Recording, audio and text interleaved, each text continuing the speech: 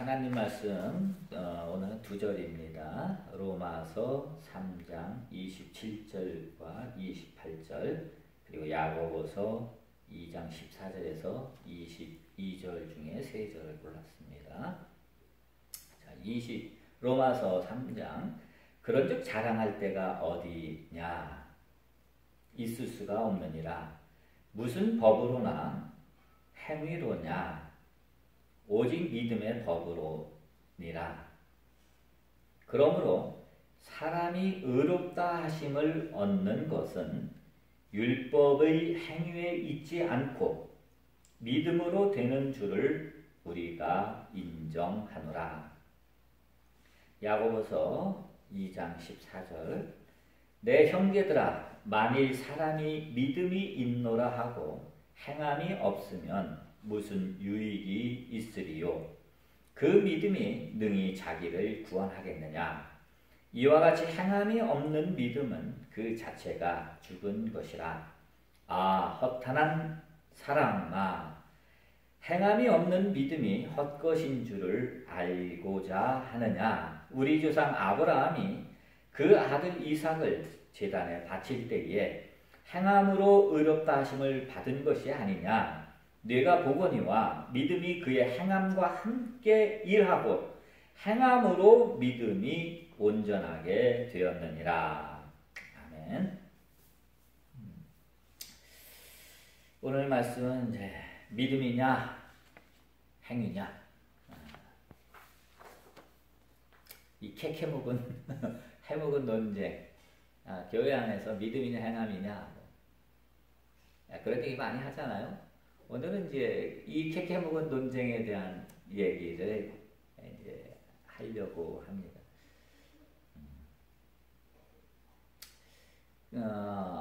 준비하는 가운데 이게 한 주에 다 못하겠더라고요. 그래서 오늘은 이제 바울과 야고보의 로마서와 야고보서에 나와 있는 얘기를 중심으로 하고요.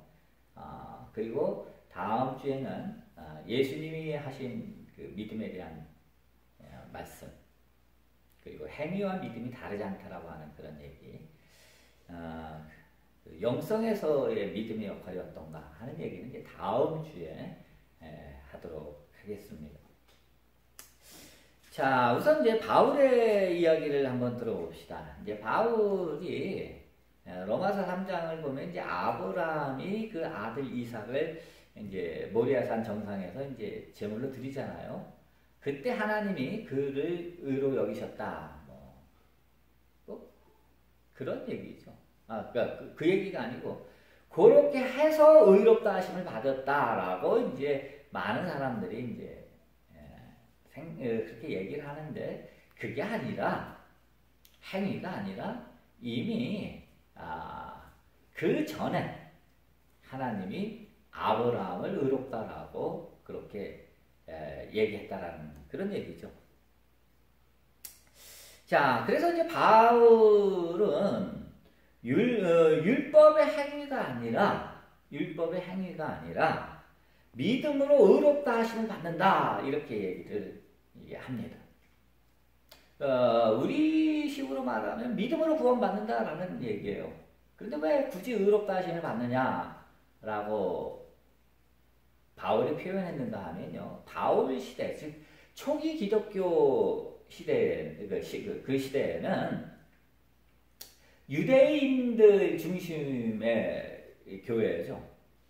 뭐 교회라고 굳이 표현하기도 힘들 정도의 이제 모임이죠. 공동체죠. 거기서는 유대인이에요. 사도행전을 여러분들이 쭉 보시면 사도 바울이 나는 이방인의 사도다 뭐 이렇게 주장을 하곤 하지만 실제로 바울이 이렇게 전도하는 것을 보면 소아시아나 뭐 그리스나 이 로마 지역을 이렇게 쭉 전도 여행을 떠나면서 그곳에 있는 회당을 중심으로 전도를 해요. 그리고 그 회당에 있는 유대인을 중심으로 전도를 합니다. 그래서 바울 시대, 그러니까 그때가 이제 AD 50년경인데 50년경만 해도 예수 믿는다라고 하면 이제 유대인들이죠. 그리고 실제로 유대인들도 그렇게 생각했어요. 자기들은 예수를 믿지만 나는 유대교인이다라고 그렇게 생각을 했습니다. 1세기 중엽에 당시 유대인들은 어떻게 생각했냐면 예수님을 믿는 사람들이 뭐 급격하게 늘어나니까 이 사람들은 나사렛파다 이렇게 사람들이 생각을 했어요. 또 당시 예수 믿는 자들도 그렇게 생각을 했고, 즉 유대의 분파 중에 뭐 우리가 잘 아는 바리새파, 그 다음에 사두개파, 또 에세네파, 또 뭐 열심당원들, 뭐 요 에세네파와 풍란 종파는 이제 같은 사람이라고 이제 연구에서 밝혀졌죠. 뭐 이런 식으로 바리새파나 사두개파나 에세네파처럼 예수님을 따르는 자를 그냥 나사렛파다, 이렇게 하나의 종파로 인정을 했고, 당시 예수 믿는 자들이나 사도들이나 다 자신들도 나사렛파고 자기들은 유대교를 믿는 사람이라고 그렇게 생각을 했던 겁니다.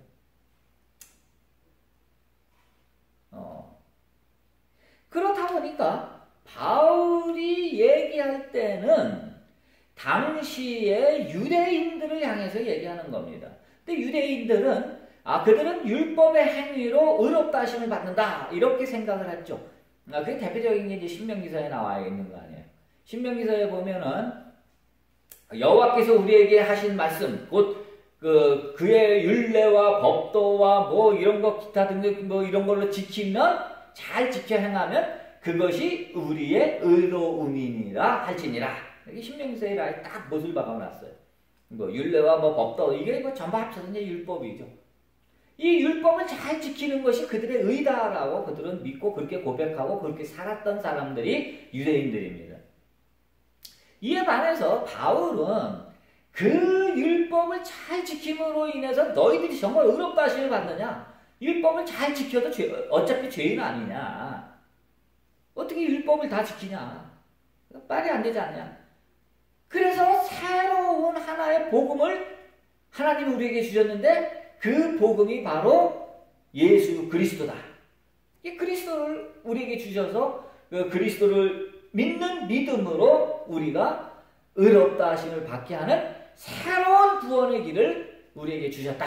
이게 이제 바울의 주장이란 말이에요. 그래서 이제 바울이 자신의 주장을 내세우기 위해서 율법의 행위가 아니라 새롭게 예수 그리스도로 말미암아 계시된 복음, 이 복음으로 말미암아 우리가 의롭다 하심을 받는다, 즉 구원을 받는다 라고 하는 것이 바울의 바울이 전한 복음의 핵심입니다. 자, 이렇게 되면 어떻게 되죠? 율법을 지킴으로 행함으로 구원을 받는, 의롭다 하심을 받는다라고 하는 유대교와 그게 아니라 예수 그리스도를 믿는 믿음으로 구원받는 거야. 구원관이 달라지죠. 구원관이 다르면 다른 종교가 되는 겁니다. 다른 종교. 우리가 이제 종교를 구분을 할 때요. 이건 비교 종교학에서 하는 얘기인데, 종교를 구분할 때에 구원관이 다르면 그건 다른 종교입니다. 다른 종교예요. 그러나 구원관이 같으면 그건 분파요. 종파지. 우리 예를 들어보면 기독교 안에 장로교도 있고 감리교도 있고 뭐 성결교도 있고 뭐 순복음도 있고 있잖아요. 근데 이게 각각의 종파지. 교파라고 부르죠. 교파지 타 종교가 아니란 말이에요. 왜? 예수 그리스도를 구세주라고 믿는 동일한 구원관을 갖고 있기 때문에 이 서로 다른 거는 이 종파일 뿐이요. 그래서 이건 교파가 다를 뿐이지 구원관은 하나단 말이에요. 그런데 구원관이 달라지게 되면 이거는 다른 종교가 되는 겁니다. 유대교의 구원관과 기독교의 구원관이 바울에 의해서 이제 갈라지게 돼요. 그러니까 그 이후에 이제 기독교와 유대교는 완전히 결별을 하게 되는 겁니다. 뭐 형식적인 역사적 그 형식적인 면에서 보면 유대교에서 기독교가 파문당합니다. 나세렛파. 그래서 이게 이제 유대 전쟁이 끝난 다음에 10년 후에 AD 8세기 AD 80년대 후반에 얌리아, 지금의 그 테라비브 공항이 있는 여러분들 성지순례 가보신 분은 알겠지만 예루살렘엔 공항이 없죠. 다 그 지중해 변에 있는 테라비브의 공항이 있어요. 그 테라비브에서 북쪽으로 조금만 올라가면 얌리아라고 하는 도시가 있어요. 이 얌리아에서 그 유명한 요하난 벤자카이라고 하는 이 랍비가 유대인들 각지에 있는 장로들을 다 불러 모으고 그리고 거기서 종교회의를 3년에 걸쳐서 합니다. 그 종교회의 결과 그 종교회의에서 공동기도문을 만드는데 18조인가요? 그 공동기도문에 나세렛파를 믿는 사람들을 저주하는 기도문을 집어넣습니다. 그 얘기는 뭐예요? 나세렛파는 이제 유대교에서 파문 그래서 파문당하죠. 파문당하는 이유가 다른 게 아니에요. 유대 전쟁 때 사두개파, 바리새파, 에세네파 뭐 할 것 없이 유대인들 전체가 로마를 상대로 이제 벌기하고 이제 전쟁에 도입을 합니다. 이 유대인들의 특징이죠. 성경에 보면 바리새파와 이제 사두개파가 서로 싸우는데 이 민족의 운명을 놓고는 뭐 우리가 남이가 그리고 다 합칩니다. 그래서 다 싸우고 막 그리고 사람들 막 죽고 그러다가 유일하게 살아남은 게 요하난 벤자카이 이 랍비 때문에 바리새파만 살아남습니다. 바리새파만 살아남고 나머지 종파들은 유대 전쟁에서 다 괴멸당하고 말아요. 분단 종파도 유대 전쟁 이후에 다 사라지잖아요. 그만큼 전쟁이 치열했던 겁니다.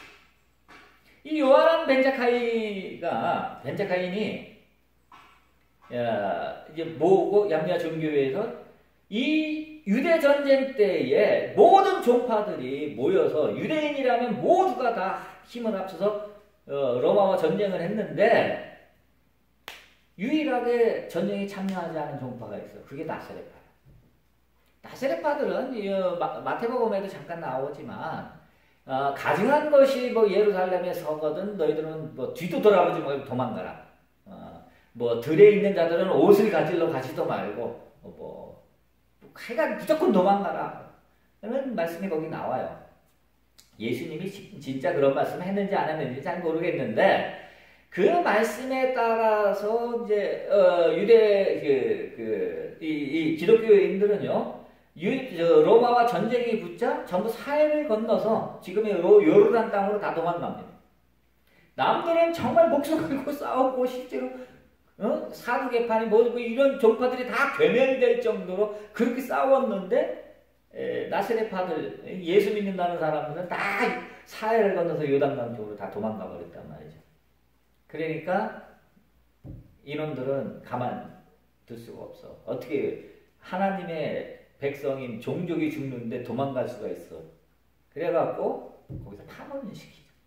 그래서 이제 비로소 이제 기독교가 자의반 타의반으로 이제 하나의 종교가 되어버립니다. 그래서 회당에서 예수 믿는 자들 나세렛파들은 다 회당에서 추방시키고 그들을 위해서 매일마다 유대인들은 저주의 기도를 합니다. 언제까지? 18세기 중엽까지 그렇게 했다고 하는 기록을 제가 책에서 본 것 같아요. 그래. 그런데 이미 파문을 당하고 쫓겨나고 뭐 이렇게 하기 전에 이미 바울에 의해서 구원관이 갈라지는 거예요. 구원관이 갈라지게 되면 이건 타 종교가 되는 겁니다. 요즘 와서 한국 기독교에서 가장 뭐 문제가 되는 게 뭐 신천지도 뭐 하나님의 증인인가 뭐 안산홍파 뭐 하나님 어머니 교회 뭐 이런 기독교에는 흔히 이단 종파라고 하는 종파들이 있죠. 그 예전에는 이제 통일교 얘기를 했죠. 그래서 뭐 각 교단마다 이단 대책위원회 뭐 이런 것들이 다 조직이 돼서 신천지에 대해서 이제 배격하고 하는 세미나도 하고 교육도 하고 그럽니다. 근데 저는 뭐 신천지에 대해서 뭐 한다 그러길래 그러냐? 안 갔죠. 그랬더니 왜 안 왔냐 그래서 신천지는 이단이 아니야. 내가 그렇게 얘기했어. 그때 사람들이 또 눈이 뚱그러지면서 놀라는 거야. 아니 신천지가 왜 이단 아니야? 나를 쳐다보는 게 너도 신천지? 아 그건 아니고요. 저는 이미 알았죠. 뭐냐면 신천지의 구원관과 기독교의 구원관이 이미 달라. 신천지 이만희를 통해서 구원받는 거예요. 보혜사 이만희를 통해서. 그러니까 기독교는 예수 그리스도를 통해서 구원받는데 구원관이 다르다고. 그래서 신천지는 이단이 아니야. 그럼 뭐야? 신천지는 다른 종교야. 다른 종교. 구원관이 우리와 다르다는 것은 그것은 이단이 아닙니다. 이제 더 이상 이단이 아니야. 그건 다른 종교입니다. 아니 우리의 뭐 성경을 같이 보잖냐. 그들이 성경을 그렇게 악용하는데 어떻게 이단이 아니냐. 뭐 유대교는 성경 안 보나요? 우리도 유대교하고 성경 똑같이 보잖아. 구약 성경 똑같잖아. 성경을 같이 본다고 해서 같은 종교가 아니란 말이에요. 구원관이 다르면 다른 종교가 되는 거예요. 그래서 이단이다 할 때는 어떤 사회적 무리를 일으키고 뭐 어쩌고 그런 어떤 그 외도를 했을 때 그걸 이단이라 그래. 우리가 뭐 안식교 거기는 주일을 안 지키고 토요일날 안식일을 지키잖아요. 이단이라고 안 그러잖아요. 왜 이단이라고 안 그러죠? 거기는 여전히 구원관이 기독교하고 같아. 그러니까 그건 이단이 아니야. 단지 형식이 또 제도가 이런 게 조금 다를 뿐이에요. 그러나 신천지는 구원관이 다르면 그건 타종교지. 그건 기독교가 아닙니다. 이단이라고 그럴 필요 없어요. 타종교. 다른 거. 이슬람이나 신천지나 불교나 다 타종교예요. 아주 종교학을 좀 제대로 공부했으면 목사님들이 그렇게 실수 안 할 텐데. 그리고 왜 또 신학대학 교수들이 왜 그런 얘기를 하나 모르겠어. 그건 이미 타종교다라고 신학대학 교수들이 선언을 해버리면 학문적으로 이래해서 종교학적으로 볼 때 그건 타종교다라고 선언을 하면 이 논쟁이 쉽게 끝날 것 같은데 서로 너무 적대적이라서 사회적으로 보기에 안 좋잖아요. 그 얘기 그만하고. 그래서 이제 바울에 의해서 바울이 체계해 놓은 그 구원관이 이제 유대교의 구원관하고 다르기 때문에 필연적으로 기독교와 유대교는 파문 안 당해도 이미 달라질 수밖에 없다라고 하는 겁니다. 자, 근데 여기서 우리는 한 가지 이제 문제점을 발견하게 됩니다. 이게 뭐냐면 예수 그리스도가 전한 복음의 핵심과 바울이 이야기하는 복음의 핵심이 다르다라는 거예요. 그 얘기는 뭐냐? 바울은 예수님께 직접 이렇게 가르침을 받지 못했어요. 기껏해야 회심한 이후에 베드로와의 이렇게 교류를 통해서 교제를 통해서 뭐 예수님의 말씀을 간접적으로 전해 들었을 겁니다. 문제는 이 초기 기독교를 우리가 이제 뭐라 그러냐? 바울 베드로 종교다 이렇게 학자들은 표현을 해요. 즉 지금의 이런 기독교의 틀을 만든 것은 바울과 베드로라는 거죠. 베드로가 일대 교황이잖아요. 그래서 바울이 복음의 핵심은 이해를 제대로 못했다는 것은 분명한 거예요. 그런데 복음의 핵심을 베드로가 제대로 알았다라고 한다면 그랬다면 제대로 전해졌을 텐데 베드로도 뭐 사도행전이나 뭐 이런 데 나와 있는 걸 쭉 보면 베드로도 복음의 핵심을 제대로 이해 못했던 것 같아요. 자, 그러면 예수님이 전한 복음의 핵심이 뭐죠? 그것은 회개하는 자가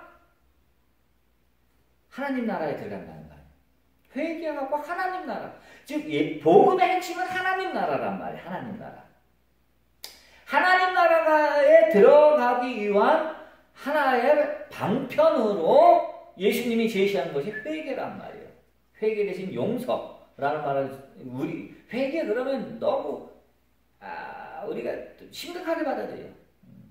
근데 용서 그럼 좀 확 와닿잖아요. 회개 그럼 뭐 회개에 합당한 예물도 준비해야 될 것 같고 뭐 처녀도 해야 되고 울고 해야 될 것 같고 이게 되게 어려워진다고. 기독교가 이게 너무 어렵게 가르친 것 같아요. 회개하는데 돈이 들어. 면제부터 사야 되고 말이야. 옛날부터.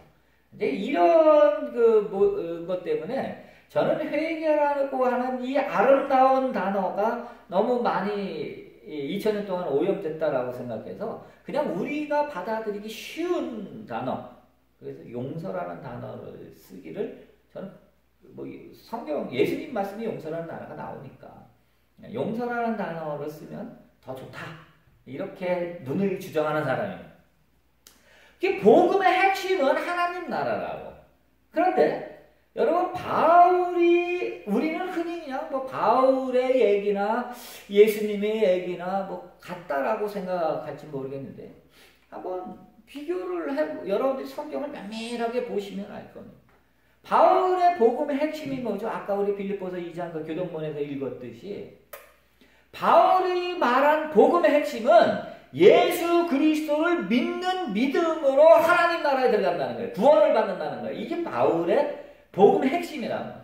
믿음으로 구원받는다라는 얘기가 그 얘기라고. 뭘 믿습니까? 예수 그리스도가 하나님의 아들이심을 믿는 거다.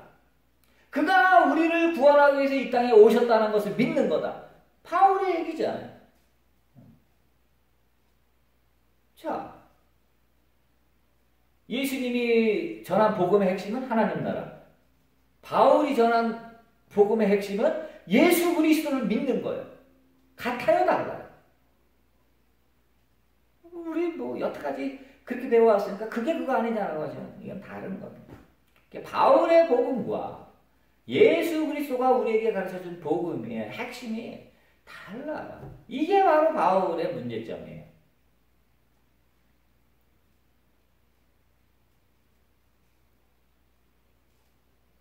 저는 가끔 그런 생각을 해봐요. 내가 전생에 바울이었나? 그래서 이번 생애에 내가 옛날에 잘못했던 거를 바로 잡으려고 이 땅에 태어난 거 아닌가? 그렇지 않고서는 바울의 얘기를 그냥 바울 얘기만 나오면 제가 좋은 얘기 안 나오잖아. 항상 비판적으로 이게 잘못됐다라고 지적을 하잖아요. 이거 이런 거 아닌가? 이런 생각도 한번 해봐요. 자, 그렇다라고 하는 사실을 바울이 이야기한 것과 예수님이 이야기한 복음이 그 핵심이 서로 다르다라고 하는 것은 여러분들이 인정을 하셔야만 합니다. 그래야 우리는 다음 주에 영성의 깊이 있는 곳으로 들어갈 수 있어요. 자, 그 다음에 이제 야고보서 얘기를 그 얘기 한 번만 조금만 더 하자. 더 합시다. 그럼 바울이 말하는 믿음으로 구원받는다라고 할 때 바울은 그 믿음의 반대편을 염두에 두고 있는 거예요. 그게 뭐예요? 율법이란 말이에요. 율법의 행위, 믿음. 이 두 개를 서로 대립으로 놓고 이 중에 이거다. 믿음이다. 이렇게 바울이 논증을 피는 겁니다. 이러한 논증은 이해가 되죠? 이건 이해가 돼요. 왜냐하면 당시 유대교의 구원관인 율법의 행위, 이게 당시 유대교의 구원관이잖아요. 이것이 아니라 예수 그리스도를 믿는 믿음이다라고 하는 것을 강조하기 위해서 이게 아닙니다. 행위가 아닙니다. 율법의 행함이 아닙니다. 오직 예수 그리스도를 믿는 믿음입니다. 이렇게 주장하기 위해서 이 율법이라고 하는 것을 이렇게 서로 비교하는 겁니다. 자, 그 다음에 이제 4번 야고보서로 돌아가 봅시다. 이 야고보서는 우리가 흔히 예수의 동생 야고보, 이거를 이제 사도 야고보하고 구별하기 위해서 작은 야고보라고 부릅니다. 낙타무릎이라는 그 예전에 아주 유행하던 책이 있는데 그 낙타무릎의 주인공이 이 야고보죠. 예수님 동생, 친동생이에요. 예수님 동생 야고보입니다.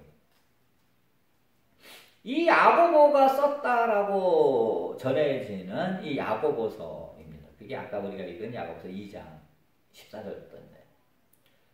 근데 제가 이렇게 쭉 보면 야고보서는 예수님의 동생 야고보가 안 쓴 것이 그 100% 확실합니다.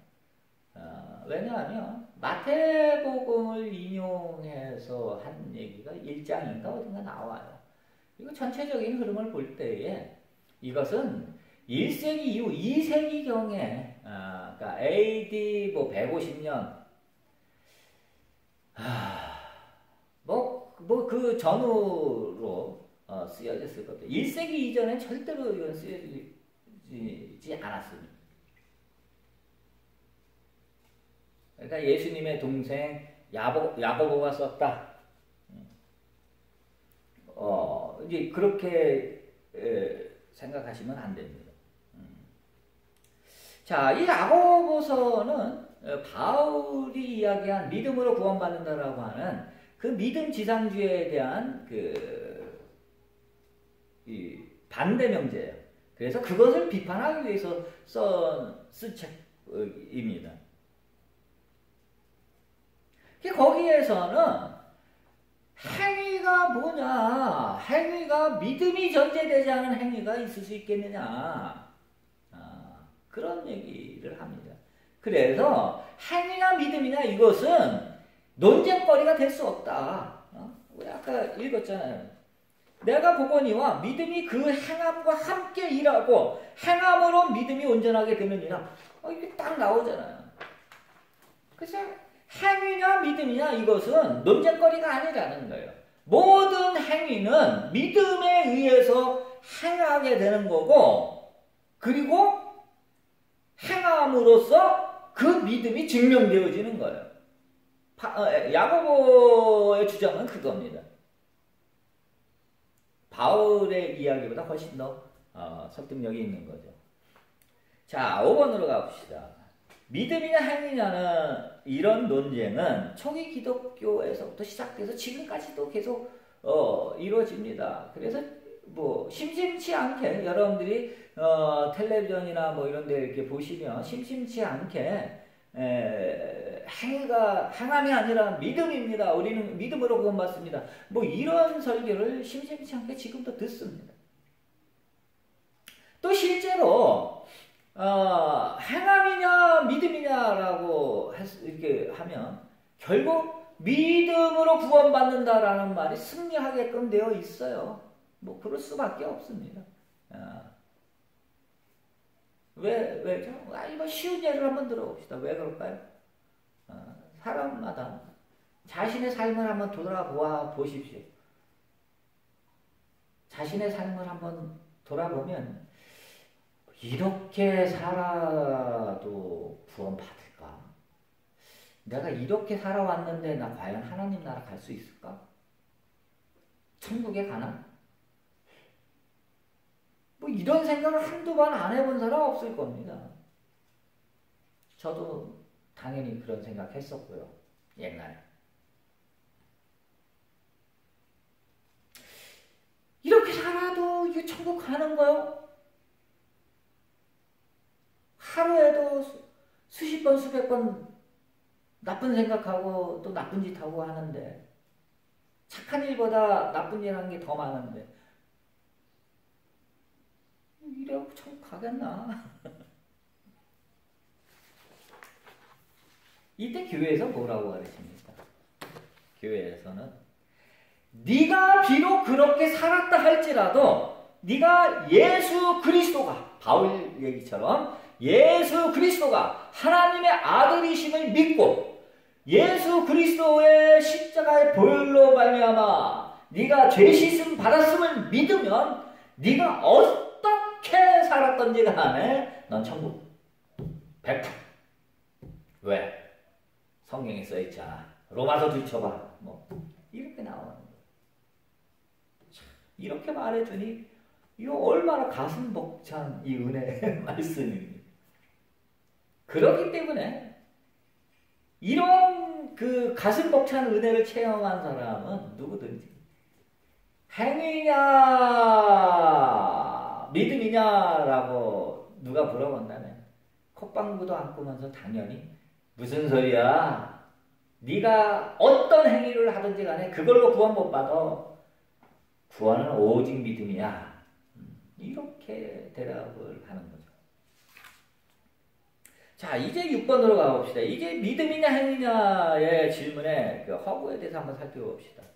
바울은 율법이 아니라 믿음이라고 하는 새로운 구원의 기준을 제시함으로 이제 새로운 종교의 틀을 만들어요.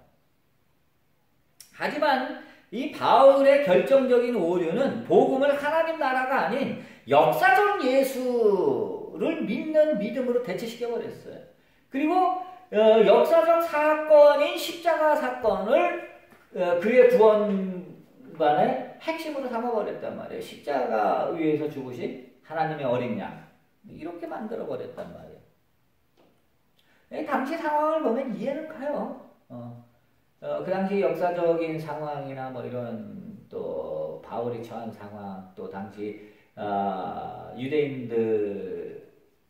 유대인들로 구성된 그 기독교 초기 공동체 모습을 생각해 보면 그렇게 얘기하는 것이 이해가 갑니다. 또 그렇게 함으로 인해서 기독교라고 하는 종교가 대중 종교가 될 수 있었던 거예요. 누구나 예수 그리스도를 믿기만 하면, 누구나 예수 그리스도께서 십자가에 달려 죽으신 것이 나의 죄 때문임을 믿고 또 예수 그리스도로 말미암아 내가 구원받는다는 사실을 누구나 믿기만 하면, 이거 시험도 안 봐. 그냥 믿기만 하면 돼. 행위로 증명할 필요도 없어. 그냥 믿기만 하면 돼. 그러면 다 구원받아. 얼마나 쉽습니까? 대중종교가 되는 거죠. 기독교가 대중종교가 될 수 있었던 것은 이 바울의 협력한 공로입니다. 물론 결과는 차치하고라도요. 그래서 그 당시 상황을 보면 바울이 이러한 주장을 한 것을 이해가 갑니다. 그리고 그러한 바울의 주장을 로마 기독교가 받아들여서 더 체계화시키고 교류화시켜서 세계 종교화시킨 것에 대해서는 저도 뭐 이해는 합니다. 하지만 진리라고 하는 것은 상황에 따라 달라지는 게 아니에요. 진리는 100%짜리밖에 없어요. 99.9999999 해가지고 구자가 소수점 이하로 지구를 한 바퀴 돈다 하더라도 그건 진리가 아닙니다. 진리는 완전합니다. 진리는 상황에 따라 달라지지 않습니다. 따라서 바울이 그렇게 주장하고 그럼으로 인해서 이와 같은 세계 종교가 되고 뭐 어쩌고 한 것은 이해가 되지만 그것은 예수 그리스도께서 우리에게 가르치신 진리를 그가 곡해한 거기 때문에 그걸 받아들일 수 없는 겁니다. 진리는 상황 논리가 아닙니다. 더구나 바울이 믿음을 이야기할 때는 그 바울이 말한 믿음이라는 말은 불신이라고 하는 말을 전제로 하고 있어요. 너 믿기만 하면 구원받는다라는 얘기는 뭐죠? 안 믿으면 지옥이야. 그래서 우리가 하는 믿음 천국, 불신 지옥 얘기 나오잖아요. 그래서 이 믿음이라고 하는 것은 불신이라고 하는 것을 전제로 해서 믿음이 나오잖아요. 구원이 어떻게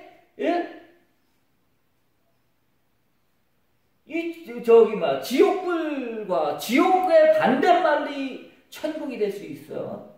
그건 다 인간의 머릿속에만 있는 겁니다. 그건 다 생각으로 만들어진 세상들이에요. 믿음에는 반대말이 있을 수 없습니다. 불신은 믿음에 간단 말이 아니에요. 믿음은? 불신이 그럼 뭐죠? 그건 믿음의 부재일 뿐이지.